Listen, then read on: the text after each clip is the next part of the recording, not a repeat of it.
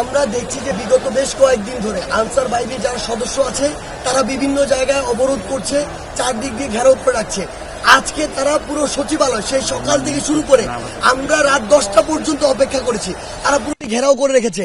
আমরা 16 বছরের ফ্যাসিস্ট সরকার অবসান ঘটিয়েছি, একদিনের জন্য এই সচিবালয় ঘেরাও করিনি। কারণ পুরো রাষ্ট্র কাঠামো সচিবালয় থেকে পরিচালিত হয়। আমি যদি এই রাষ্ট্র কাঠামোর গলা চেপে ধরি তাহলে রাষ্ট্র চলবে কিভাবে, আমার ডিসিশনগুলো মেক হবে কিভাবে, আমার পলিসিগুলো বাস্তবায়ন হবে কিভাবে, এগুলো চিন্তা না করে তারা সেই সকাল থেকে শুরু করে রাত 10টা পর্যন্ত চারপাশে এটি অবরোধ করে রেখেছি। আমরা এসেছি তাদের হয়ে কথা বলতে। আমরা তাদের একাধিক দলকে নিয়ে এসেছি, একবার 7 জনের দলকে নিয়ে এসেছি, একবার 17 জনের দলকে নিয়ে এসেছি। তারা আমাদের সাথেই ছিল, কিন্তু তাদেরকে যখন আমরা বলেছি তাদের অধিকাংশ দাবি মেনে নিয়েছি এবং বলেছি যে এই অভ্যুত্থানের এখনো 20 দিন হয়নি, আপনারা যদি আপনাদের এই দাবিগুলো জানান সমস্যা নেই, এই দাবিগুলো রাষ্ট্রের অবস্থা স্থিতিশীল হওয়ার পরে জানান, অবশ্যই এই দাবি নিয়ে কথা হবে। আপনাদের দাবিগুলো যৌক্তিক যদি হয় আমরা সেগুলো অবশ্যই মেনে নেওয়ার জন্য যা করার আমরা আমাদের পক্ষ থেকে করব। কিন্তু তারা আজকে সকালে এখানে ঘেরাও করেছে, আজকে তাদের সকল দাবি মানতে হবে, হোক যৌক্তিক হোক অযৌক্তিক।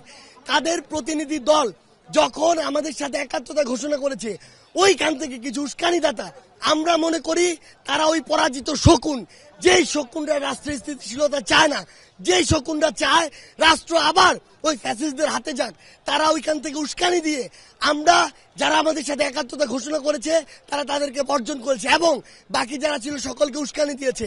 আমাদের কাছে মনে হয়েছে এটি একটি বৃহৎ পরিকল্পনার অংশ। তারা এক এক সময় এক একবার বিভিন্ন পরিকল্পনা করেছে, ছাত্র জনতা প্রত্যেকবার রুখে দিয়েছে। আজকে তারা এখানে মাননীয় প্রধান উপদেষ্টা থেকে শুরু করে মাননীয় যত উপদেষ্টা ছিল কিংবা এই সচিবালয়ের পুরো রাষ্ট্র কাঠামোর আমলাতন্ত্রের যতজন কর্মকর্তা কর্মচারী ছিল সবাইকে আটকে রেখেছে। যদি আটকে রাখা হয় তাহলে এই রাষ্ট্র কাঠামো ফাংশন করবে কিভাবে? আলটিমেটলি তাদের উদ্দেশ্য ছিল এই রাষ্ট্র কাঠামোর ফাংশনটিকে বন্ধ করা। কিন্তু তারা ভুলে গিয়েছে যে এই ছাত্র জনতা আজকে থেকে কয়েকদিন আগে 16 বছরের ফ্যাসিস্টকে গলা ধরে নামিয়েছে, পতন করিয়েছে, দেশ থেকে বিতাড়িত করেছে। তারা কয়েকশো আর কয়েক হাজার এসে মনে করছে ছাত্র জনতা মনে ঘুমিয়ে পড়েছে। তাদেরকে আমরা স্পষ্ট করে বলে দিতে চাই, আর যদি সচিবালয়ের আশেপাশে এরকম কোন নরপিশাচকে আমরা দেখি যারা রাষ্ট্র কাঠামোকে ব্যাহত করতে চাইবে তাহলে সচিবালয়ের আশেপাশে তাদের কোনো অস্তিত্ব থাকবে না। আমরা স্পষ্ট করে বলে দিতে চাই, আপনাদের যদি কোনো দাবি থাকে রাষ্ট্র আগে স্থিতিশীল অবস্থা আসুক, আপনাদের যৌক্তিক দাবি নিয়ে যে লজিক্যাল ওয়েগুলো রয়েছে সেই ওয়েটা আপনারা অ্যাপ্রোচ করুন।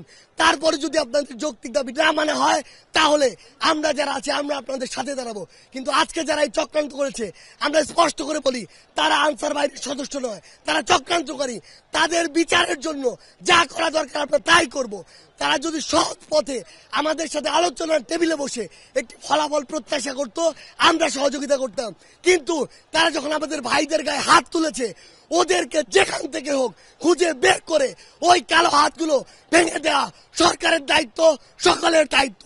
আমরা আমাদের জায়গা থেকে স্পষ্ট করে বলি তাদের বিচার না হওয়া পর্যন্ত ছাত্র জনতা তাদের খোঁজে সবসময় সজাগ থাকবে।